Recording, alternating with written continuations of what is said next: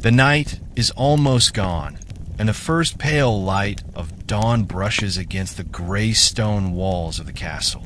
The air is still heavy with the dampness of night. From the highest tower, a soft mist clings to the battlements, seeping into every crack of the cold rock. Slowly, the fortress awakens. Before the lords and ladies rise, the quiet scurry of servants already fills the halls. Bare feet on uneven flagstones, the hushed murmur of instructions, the creak of wooden doors opening into storerooms. The smell of smoke begins to drift from the kitchens, where the first embers of the fire are coaxed back to life. Bread dough, prepared the night before, is pushed into the great oven. The soft crackle of flames grows into a steady roar. Outside in the courtyard, the stable boys rub down horses, their breath steaming in the cool morning air. Buckets slosh with water drawn from the deep well, and the faint whinny of animals echoes against the high stone walls. All around, the fortress stretches and sighs as though the castle itself is waking from slumber. In the upper chambers, the lord of the castle stirs. Heavy curtains block most of the morning light, but the chill cannot be shut out. A servant carefully lays fresh logs on the fire in the corner, their movements silent, practiced, invisible. The bed is vast, draped with furs and coarse wool, built more for warmth and comfort. Soon, the lord will be dressed, layer upon layer of linen and cloth, tied and fastened by careful hands. Elsewhere, the lady of the castle wakes to a gentler sound, the soft humming of her maid as she lays out garments and combs through hair with a polished bone comb. Her chambers smell faintly of lavender, dried and stored in small satchels to mask the ever-present odor of damp stone. In the courtyard below, the first clang of iron rings out as a blacksmith begins his day. Sparks leap as the hammer falls, steady and rhythmic, a heartbeat for the castle's morning. With every strike, the sound carries across towers, walls, and chambers, announcing that the day has begun. By now, the castle is alive. The chapel bell tolls softly, a hollow sound rolling across the fortress and the village beyond. It calls the faithful to prayer, reminding every soul that even stone walls cannot stand without divine blessing. Some servants bow their heads as they pass, whispering prayers between their chores. A hush still lingers in the corridors where torchlight fades into morning gray. The banners above the great hall stir gently in the draft, their colors muted in the early light. It is in these silent stretches of time, when footsteps echo and the air is cool, that the castle feels most ancient. And yet, beneath the silence, life is stirring everywhere. Fires crackle, buckets slosh, voices rise in careful whispers. Soon, the lords will descend, the hall will fill, and the quiet of dawn will give way to the clamor of the day. The castle has awakened. The great hall is the very soul of the castle. At dawn, it is hushed and shadowed, its high-beamed roof still cloaked in darkness. Torches sputter in iron brackets, throwing long, flickering shapes across the stone walls. Heavy banners hang down, their colors dulled by years of smoke and soot. Yet still they proclaim the pride and lineage of the family who rules within. Long oak tables, scarred by countless meals, stretch the length of the chamber. The air is cool, tinged with the scent of last night's fire, mingled with the faint, lingering traces of roasted meat and spiced wine. Slowly, servants file in, carrying trays of bread, butter, and steaming pots of porridge.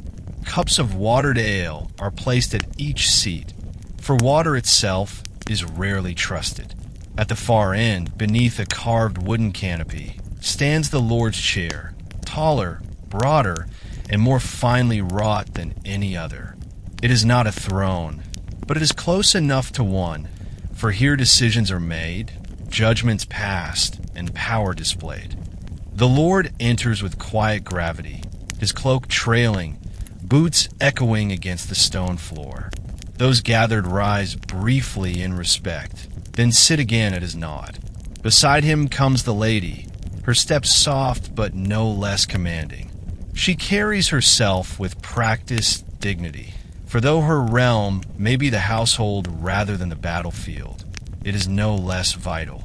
Around them gather their children, dressed in wool and linen, their chatter quickly hushed by watchful eyes. Noble guests, if present, are seated closer to the Lord's dais, while household officers, stewards, constables, and the chaplain take their places nearby. Further down the tables, knights and men-at-arms eat with hearty appetite, their voices low and rough.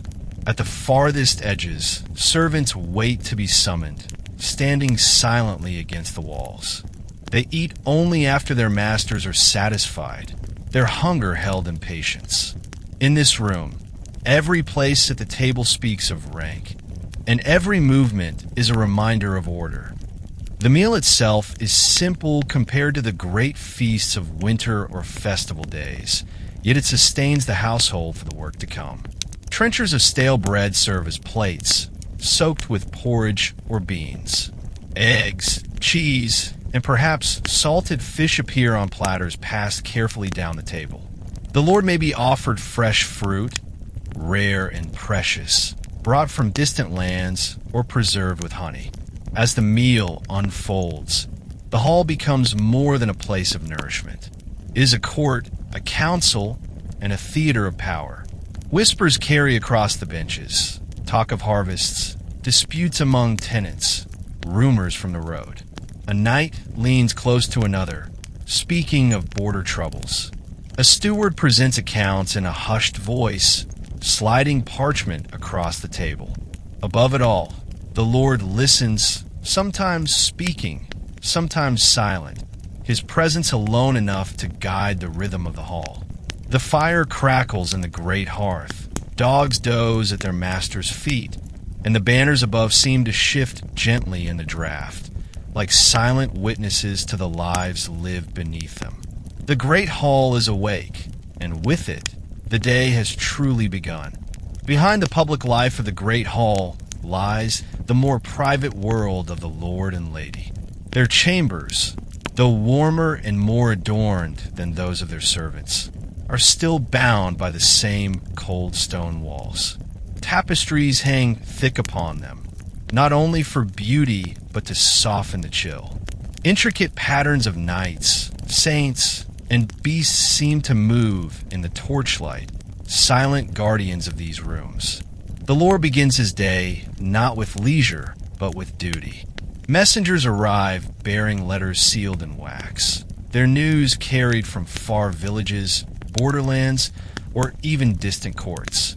Some speak of harvest yields, others of debts owed, and sometimes of brewing conflict. Each must be read, considered, and answered. Quills scratch across parchment as the steward records replies, his hand steady by long practice. The lady, too, has her labors, though hers weave through the threads of household life. She oversees the maids, ensuring linens are washed, clothing mended, and provisions kept in balance. She teaches her daughters the arts of grace and obedience, while her sons, if young, are instructed by tutors in letters and law. To be noble is not to be idle. The Lord may ride out along his lands, inspecting fields, mills, and the cottages of his tenants. His presence is both a reassurance and a reminder that protection comes at a price. He hears petitions, settles quarrels, and measures loyalty with careful eyes. Sometimes he must judge disputes that pit neighbor against neighbor, or met out punishments for theft, for disobedience, for treason. The lady often joins him in matters of hospitality. When guests arrive, it is she who ensures chambers are prepared, food is abundant, and conversation flows with ease. She is the keeper of harmony within the walls, the quiet balance to the Lord's stern hand. Her embroidery circle may seem a small thing, yet here alliances are whispered, marriages hinted, and rivalries softened with gentle words. For both lord and lady, appearances matter as much as deeds. Their clothing, layer upon layer of linen, wool, and fur, speaks of wealth and status. Jewels glint in torchlight, belts are buckled with silver, and rings flash upon fingers that sign decrees. These adornments are not vanity alone. They are armor of a different kind, symbols that speak louder than words. Yet even within these roles, there are moments of quiet humanity. The Lord, after the weight of petitions and letters, may pause by the window slit, watching the village smoke curl upward from beyond the castle walls. The lady, her hands busy with needle and thread, may hum a hymn as sunlight filters across the chamber floor. Children's laughter drifts in from the courtyard, breaking the solemn air with brief warmth. Still, the duties never vanish. A feast to plan, a dispute to resolve, a messenger to send. Power in the castle is a chain of endless tasks, binding lord and lady alike. Their lives are not free from burden. Rather, they are shaped by it. And in the quiet of evening, as candles are lit and the hall once more fills with noise, both know that their roles are never theirs alone. They serve not only themselves, but the walls that hold them, the banners that hang above them, and the people who depend upon their rule. Thus, within these silent chambers and solemn halls, the true weight of the castle rests on the shoulders of lord and lady. Beneath the splendor of the Lord's chambers and the echoing voices of the great hall lies another world, one less seen, yet always present. It is the world of the servants, whose hands and sweat keep the fortress breathing. Their steps are swift, their voices low, their presence almost invisible. And yet, without them, the castle would falter in a single day. In the kitchens, heat builds early. The hearth fire roars, pots bubble with thick stews, and knives thud rhythmically against wooden boards. The cook, red-faced and stern, directs his helpers like a general marshaling troops. Spices are measured with care, for each grain of pepper is precious. Barrels of ale are tapped, loaves of bread stacked high. A boy hurries past with a basket of eggs, another with pails of milk still warm from the dairy. Above, the household stirs to life, unaware of the endless hands working in these stone-walled chambers. The air is heavy with smoke, the scent of onions and roasting meat clinging to every corner. The kitchen is a world apart, loud, frantic, and full of life, though few of noble rank will ever step inside. Beyond the kitchen lies the stable yard, where grooms and stable boys labor from dawn until long after dusk. Horses are brushed, their manes combed, their hooves cleaned with practiced care. The steady thud of hooves against packed earth, the creak of leather harness, the neigh of restless animals, all blend into a music of labor. In the laundry, women bend over steaming vats, their hands raw from lye and water. Clothes are beaten clean against flat stones, hung on lines where the wind snaps them dry. In dim corridors, maids carry buckets of water, heavy and sloshing, fetched tirelessly from the well. Their shoulders ache, their backs bend, yet still they climb the endless stairs to fill basins for their masters. Everywhere, the labor is endless. Servants rise before their lords and lie down long after them. Their beds are hard pallets of straw, their meals plain bread and broth. Yet their lives are woven tightly into the stone of the castle, as essential as the mortar that binds its walls. Silence is a servant's shield. They move like shadows, slipping through corridors, tending fires sweeping floors, carrying trays. They speak only when spoken to, yet their ears gather the whispers of the castle, the quarrels of knights, the murmurs of nobles, the secrets traded in the still of night. They are the unseen witnesses to history, their names unrecorded, their lives forgotten. And still, there is pride in their toil. A well-swept hall, a polished plate, a horse gleaming in sunlight. These are the unseen victories of their day. The castle stands not only on the strength of its lord's sword or the thickness of its walls, but on the quiet labor of those who serve within. In the hushed hours after midnight, when even the banners above lie still, a servant may pause, hands resting, breath soft, staring at the stone walls they have known all their life. In that moment, the castle seems to breathe with them, a vast, silent companion that holds their labor in its heart. This is the hidden world of the servants, endless, tireless, and unseen. A castle is not merely a home. It is a fortress carved from stone and built to endure storms of men as much as storms of nature. Its towers rise like watchful eyes, its walls thick as mountains, its gates bound with iron. And upon these walls, soldiers keep their endless vigil. At dawn, the guard changes. Boots strike the stone walkways of the battlements, steady and measured. Spears gleam in the early light, shields hang at the ready, and crossbows are checked with practiced hands. From above, the land stretches wide. Fields, forests, and a winding road leading to the village below. Every movement, every puff of smoke, every distant rider is watched with careful eyes. The soldiers are not idle. In the yard, the ring of steel against steel echoes as swordsmen practice. Wooden targets are battered by arrows. Shields thud under blows of mace and axe. Sweat glistens on brows. Breath comes heavy, yet the training never ceases. For a castle may appear at peace, but behind its walls lies constant preparation for war. Within the armory, rows of helmets gleam faintly in the dim light. Chainmail hangs heavy on wooden racks, smelling of oil and iron. Bows are strung, arrows fletched, blades sharpened until they sing under the whetstone. The armorer moves among them, his hands blackened from years of work, his craft as vital as any knight's swordplay. The knights, armored in steel and pride, are the Lord's chosen defenders.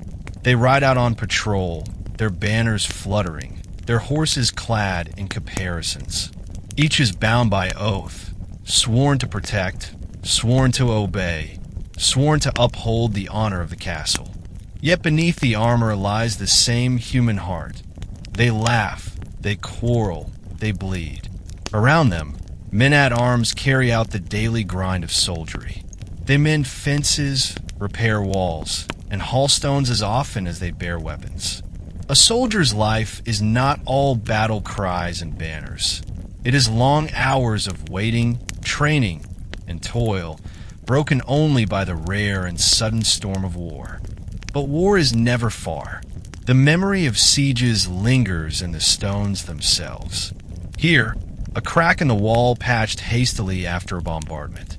There, a scorch mark from boiling oil poured upon invaders. The towers remember what the men sometimes wish to forget. That blood has already stained these grounds. From the parapets, the wind whistles low. Soldiers shift their cloaks tighter, eyes scanning the horizon. A lone rider may stir unease. A flock of birds rising suddenly may draw suspicion. Every shadow could conceal danger. Every silence could break into alarm. Yet within this vigilance there is also pride. The castle stands because they stand. Its walls do not guard themselves. Its towers do not watch alone. Behind the noble banners and the grandeur of the hall lies the iron truth, that a fortress lives and dies by the men upon its walls. And so, Day after day, they endure. Steel in their hands, stone beneath their feet, the endless guardians of the silent halls. Traders sometimes find their way inside the gates, especially on days of market. A spice seller lays out small pouches of saffron and cinnamon, their scents foreign and rich. A cloth merchant displays bolts of wool and linen dyed in deep hues, reds, blues, and greens bright against the gray stone. Villagers mingle cautiously with castle folk, coins clinking, bargains struck in low voices. Servants hurry past with baskets of apples, wheels of cheese, and barrels of salted fish. A brewer rolls casks of ale across the yard, the froth spilling as he works. Above it all, pigeons flutter down from the towers, pecking at scattered grain, their wings flashing white against the stone. In quieter corners, children play simple games, tossing pebbles or chasing one another's shadows. Their laughter rises in sharp contrast to the solemn walls, a fleeting reminder that even in a fortress, life insists on joy. The old nursemaid calls them back to their tasks, but for a moment, their voices linger in the courtyard like birdsong. Traders sometimes find their way inside the gates, especially on days of market. A spice seller lays out small pouches of saffron and cinnamon, their scents foreign and rich. A cloth merchant displays bolts of wool and linen dyed in deep hues, reds, blues, and greens bright against the gray stone. Villagers mingle cautiously with castle folk, coins clinking, bargains struck in low voices. Servants hurry past with baskets of apples, wheels of cheese, and barrels of salted fish. A brewer rolls casks of ale across the yard, the froth spilling as he works. Above it all, pigeons flutter down from the towers, pecking at scattered grain, their wings flashing white against the stone. In quieter corners, children play simple games, tossing pebbles or chasing one another's shadows. Their laughter rises in sharp contrast to the solemn walls, a fleeting reminder that even in a fortress, life insists on joy. The old nursemaid calls them back to their tasks, but for a moment, their voices linger in the courtyard like birdsong. Amidst the bustle, there is also rhythm. The sound of a lute drifts softly from a minstrel seated on a low wall, his song weaving through the noise like a thread of calm. Nights pass by, pausing only briefly, while maids balance trays upon their heads and messengers hurry with sealed letters. The courtyard is more than stone and space. It is the castle's living heart. Here, all ranks mingle, if only for a moment. Noble and servant, child and soldier, stranger and kin. The walls that divide chambers and halls cannot hold back the tide of life that gathers under the open sky. As the sun climbs higher, shadows grow shorter and the warmth lingers on the cobbles. The courtyard becomes a stage where every role, smith, falconer, cook, knight, and child, plays its part in the great, unseen play of the castle's day. And so, afternoon passes in a steady rhythm, a fleeting harmony beneath the looming strength of towers and battlements. As the afternoon sun slants across the towers, the chapel bell tolls. Its sound is softer than the blacksmith's hammer, yet it carries farther, rolling across the village fields, reaching ears bowed in reverence. Within the castle, the bell is more than sound, it is command. For in these walls, faith is as constant as stone. The chapel is small compared to the great hall, yet its presence is heavy. A narrow chamber of carved wood and cold glass. Its air smells of beeswax and incense. Flickering candles fight against the shadows, their glow reflecting on golden icons. The crucifix looms above the altar, stern and silent, a reminder that even lords kneel before a higher throne. Here, The chaplain whispers his prayers, his voice steady and unbroken, while monks in simple robes bow their heads in rhythm. Their chants rise and fall like waves upon the shore, echoing against the vaulted ceiling until it seems the stones themselves are singing. For the Lord and Lady, faith is both shield and scepter. They kneel before the altar, crossing themselves slowly, the weight of their titles resting in the fold of their prayers. Their children kneel beside them, taught early the gestures of piety, their small voices joining in solemn hymns. For the servants, faith offers a different comfort. After endless hours of toil, the chapel gives them a place of silence, where burdens may be laid down, if only in whispered plea. A maid lights a candle for her ailing mother, her hands trembling as the flame catches. A stable boy bows low, muttering words for strength and safety, his knees pressed into the cold stone floor. The chapel is also a place of control. The priest reminds all that obedience is holy, that sin lies in disloyalty, that service to Lord and Lady is service to God. And so faith binds as much as it frees, an invisible chain running through the heart of the castle. The rhythm of prayer shapes the hours. Morning bells, noon prayers, evening vespers, each moment marked by sacred sound. Even those who do not kneel cannot escape its order. The cook times his stews to the toll of bells. The guards measure their shifts. The servants pace their day in harmony with the chants. At night, when the last prayers fade and the chapel doors are closed, the silence that follows feels deeper than before. Candles gutter and die, leaving only the faint scent of wax and smoke. The stone walls seem colder, the darkness heavier, as though the castle itself waits for dawn to bring the sound of bells once more. Faith threads through the fortress like mortar between stones, unseen, essential, binding all lives within its silent grasp. As twilight settles over the battlements, torches are lit one by one, their flames flaring against the stone. Shadows dance along the walls, and the castle takes on a golden glow, alive with flickering light. The great hall, which held the quiet meal of morning, now prepares for grandeur.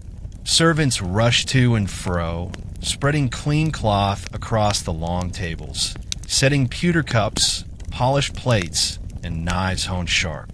The hearth blazes high, its warmth chasing the chill from the chamber. Above, banners stir gently in the draught, their colors more vivid now in the firelight. Soon, the Lord and Lady enter, dressed in their finest robes. Jewels glint on fingers and necks, silks and velvets sweep the floor. Their arrival is met with a hush, then a low murmur of respect as guests rise in greeting. The hall begins to swell with voices, laughter, and the sound of music tuning in a corner. Night has begun. The feast is laid out in abundance. Platters of roasted meat, steaming bowls of stew, loaves of bread stacked high, wheels of cheese split open, and trenchers laden with fruits preserved in honey. The scent is rich, filling the air with warmth and hunger. Ale and wine flow freely, carried in heavy pitchers by servants who weave silently among the crowd. Knights and nobles sit closer to the dais, their talk of alliances and lands drifting between bites of venison and sips of red wine.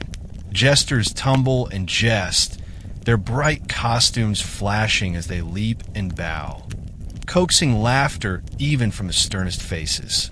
Minstrels pluck at lutes, their songs weaving through the clamor like threads of silver. Children steal sweetmeats when they think no one is watching, their giggles muffled beneath the roar of conversation. Dogs linger at the feet of their masters, tails wagging eagerly for scraps that fall from the tables.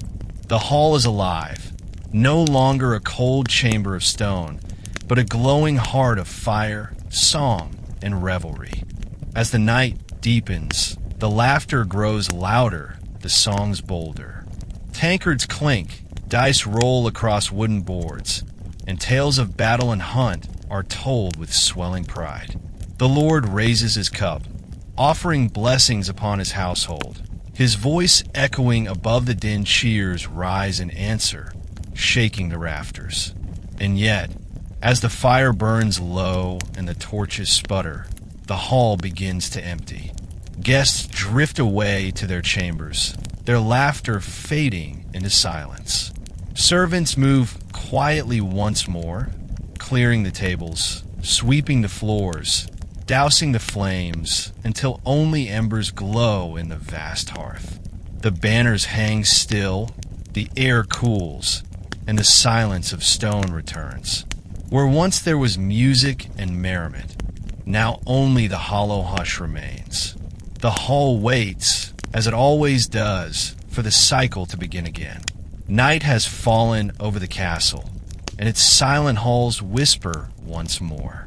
Midnight settles over the fortress like a heavy cloak. The last torch gutters in the draft of the corridor, casting long shadows that stretch and vanish against the walls.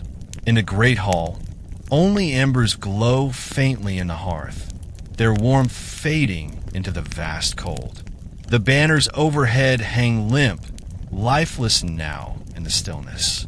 The corridors are empty, their silence broken only by the distant drip of water seeping from stone, or the faint creak of wood settling in the night.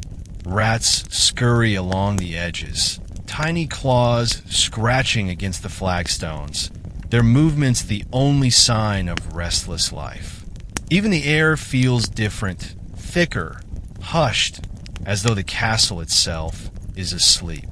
Guards keep watch upon the towers, their cloaks pulled tight, their eyes heavy with fatigue.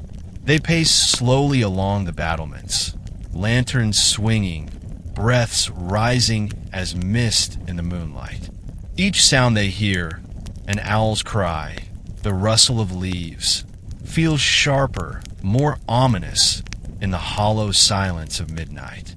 Within the chambers, the Lord and Lady rest in their vast bed, the fire in their hearth burned low. Heavy curtains close them off from the world, but dreams carry them far, dreams of lands and battles, of alliances and betrayals, of fears too great to speak aloud. In smaller rooms, servants sleep upon pallets of straw, their bodies curled against the cold, their breaths slow and deep. Theirs are not the dreams of power, but of hunger, warmth, and simple hopes. A pair of maids whisper quietly before sleep takes them, their voices blending with the sigh of the wind outside. Even in rest, the castle is not still. A dog lifts its head and growls at a noise only it can hear. A horse shifts restlessly in the stables, hooves scraping against wood. Somewhere, a newborn in the village cries, the sound carried faintly through the open gates and into the stone halls. Life never fully sleeps. The midnight hours are the castle's most haunting. The weight of the stone feels heavier, the walls closer, the silence deeper. Stories are whispered of ghosts that wander these corridors, fallen knights, betrayed lovers, servants who died in secret toil. Whether true or not, the darkness makes such tales believable. A lone guard dozes at his post, head nodding, lantern flickering. Another, wide awake, stares into the distance, as though he can see beyond the horizon. Time feels slow, stretched thin in the midnight hush. And so the castle endures, wrapped in silence. Its halls are no longer filled with voices, its courtyards no longer ringing with steel, but it waits, patient, eternal, for dawn to stir life again. Midnight passes, and though no one marks the hour, the fortress carries it, stone by stone, into memory. The castle endures, long after feasts have ended, After lords and ladies have faded into dust, its walls remain. Stone remembers what flesh forgets. Within these halls, countless footsteps have echoed. Soldiers marching, servants hurrying, children laughing, priests chanting. Each sound has faded, but the walls have kept them, layer upon layer, like whispers pressed into silence. From the battlements, the land spreads wide, unchanging and eternal. The river still winds through the valley. The forest still leans close with its dark canopy, and the village still smokes with hoof fire as dawn approaches. Generations have come and gone, yet the castle looks upon them all with the same unblinking gaze. Every scar upon its walls tells a story. The scorch of fire, the crack of siege engines, the patch of mortar darker than the rest. These marks are memories written not in words, but in stone. To live in the castle was to be bound by it. Lords carried its weight in letters and judgments.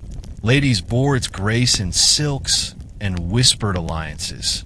Servants moved like shadows, their lives hidden in the mortar. Soldiers gave their blood upon its walls, their oaths ringing louder than steel. Each found meaning here, whether in duty, in faith, in toil, or in silence. The castle shaped them, even as they sustained it.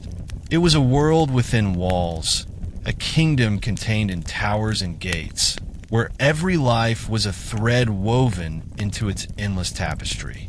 And those centuries may pass, though ivy may climb and stones may fall, the memory of those lives lingers in the echo of corridors, in a faint scent of smoke that never leaves the hearth, in the quiet hush of midnight that settles like a prayer. Now, as we stand at the close, the castle feels less like stone and more like time itself. Its halls stretch not just through space, but through memory, holding both silence and song, both laughter and grief. It is a vessel of lives lived and forgotten, yet never truly lost. One day, even these walls may crumble, the banners may rot, the towers fall, and grass may cover what once was strength. Yet the story of the castle endures, carried in tales, in books, in the very imagination of those who walk where lords once walked and servants once toiled.